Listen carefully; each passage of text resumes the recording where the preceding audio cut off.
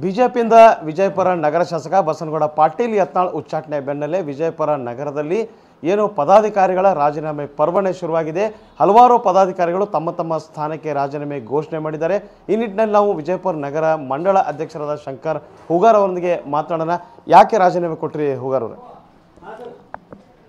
ನಮ್ಮ ನಿಷ್ಠಾನವಂತ ನಾಯಕರಿಗೆ ಇವತ್ತು ಅನ್ಯಾಯ ಆಗುತ್ತೆ. ಏನು ಮೋದಿಯವರ ಚಿಂತನೆಗಳಿದ್ದು ಭ್ರಷ್ಟಾಚಾರ ಮುಕ್ತ, ಕುಟುಂಬ ರಾಜಕಾರಣ ಮುಕ್ತ, ಅಭಿವೃದ್ಧಿ ಪರ್ವ ಇವೆಲ್ಲ ಚಿಂತನೆಗಳು ಇವತ್ತು ನಮ್ಮ ಬಸನಗೌಡ ಪಾಟೀಲ್ ಯತ್ನಾಳ್ ಸಾಹೇಬರು ಇವತ್ತು ವಿಜಯಪುರದಲ್ಲಿ ಅಭಿವೃದ್ಧಿ ಮಾಡ್ಕೊತ ಹೋಗ್ತಿದ್ರು ಮತ್ತು ಇಡೀ ಕರ್ನಾಟಕದಲ್ಲಿ ಹಿಂದುತ್ವ ಒಂದು ಅಲೆಯನ್ನು ಎಬ್ಬಿಸಿದ್ರು.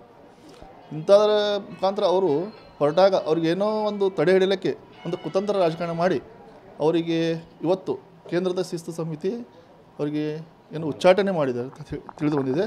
ಅದಕ್ಕಾಗಿ ನಮಗೆಲ್ಲ ಮನನೊಂದಿವಿ. ಯಾಕಂದರೆ ಹಿಂದೂ ನಾಯಕನಿಗೆ ಒಂದು ಬೆಲೆನೇ ಇಲ್ಲ ಬಿ ಜೆ ಪಿಯಲ್ಲಿ. ಹೀಗಾಗಿ ನಾವು ಮನನೊಂದು ನಾವು ರಾಜೀನಾಮೆ ಕೊಡ್ತಾಯಿದ್ವಿ.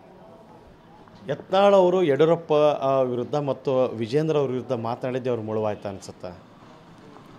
ಬಿ ಜೆ ಪಿ ಉಳಿಬೇಕಂದ್ರೆ ಮಾತಾಡಬೇಕಾಗ್ತದೆ ಸರ್. ಯಾಕಂದರೆ ಕುಟುಂಬ ರಾಜಕಾರಣ ಮೋದಿಯವರು ಹೇಳಿದ್ದಾರೆ, ಕುಟುಂಬ ರಾಜಕಾರಣ ಬಿ ಜೆ ಪಿಯಲ್ಲಿ ಇರಬಾರ್ದು ಮತ್ತು ಮೋದಿಯವರು ಹೇಳೋದೊಂದು ಮಾಡೋದೊಂದು ಆಗ್ಬಾರ್ದು. ಅದಕ್ಕಾಗಿ ಅವ್ರು ಮಾತಾಡಿದ್ದು ಸರಿ ಇದೆ.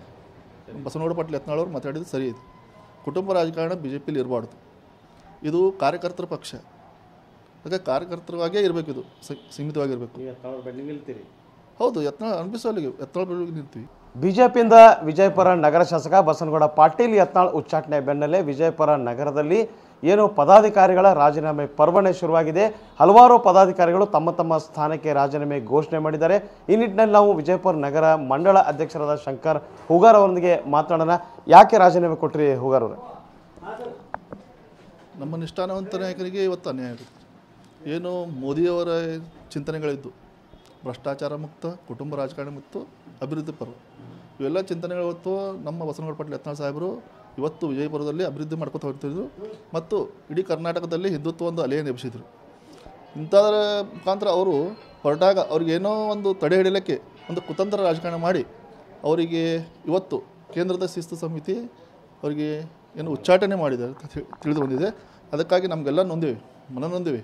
ಯಾಕಂದರೆ ಹಿಂದೂ ನಾಯಕನಿಗೆ ಒಂದು ಬೆಲೆನೇ ಇಲ್ಲ ಬಿ ಜೆ ಪಿಯಲ್ಲಿ.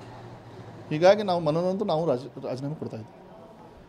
ಯತ್ನಾಳ್ ಅವರು ಯಡಿಯೂರಪ್ಪ ವಿರುದ್ಧ ಮತ್ತು ವಿಜೇಂದ್ರ ಅವ್ರ ವಿರುದ್ಧ ಮಾತನಾಡಿದ್ದೆ ಅವ್ರು ಮುಳುವಾಯ್ತಾ ಅನ್ಸುತ್ತಾ? ಬಿ ಜೆ ಪಿ ಉಳಿಬೇಕಂದ್ರೆ ಮಾತಾಡಬೇಕಾಗ್ತದೆ ಸರ್.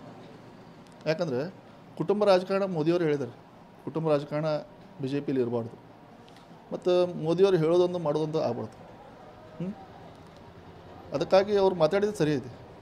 ಬಸನಗೌಡ ಪಾಟೀಲ್ ಯತ್ನಾಳ್ ಅವರು ಮಾತಾಡಿದ್ದು ಸರಿ ಇದೆ. ಕುಟುಂಬ ರಾಜಕಾರಣ ಬಿ ಜೆ ಪಿಯಲ್ಲಿ ಇರಬಾರ್ದು. ಇದು ಕಾರ್ಯಕರ್ತರ ಪಕ್ಷ. ಅದಕ್ಕೆ ಕಾರ್ಯಕರ್ತರಾಗೇ ಇರಬೇಕು, ಇದು ಸೀಮಿತವಾಗಿರಬೇಕು.